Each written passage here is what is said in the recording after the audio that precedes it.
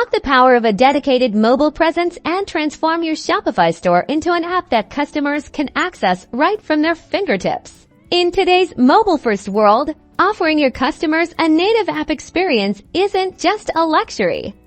It's a necessity for boosting sales and building lasting loyalty.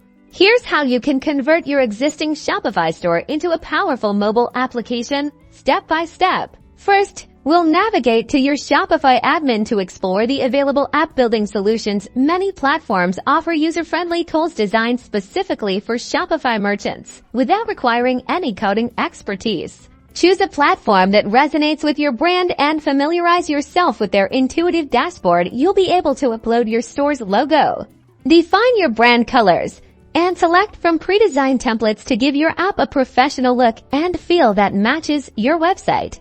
Next, seamlessly import your existing Shopify product catalog. This process is usually automated, ensuring all your product images, descriptions, and pricing are accurately reflected in your new mobile app. You can then organize your products into intuitive categories, making it effortless for customers to browse and discover what they're looking for.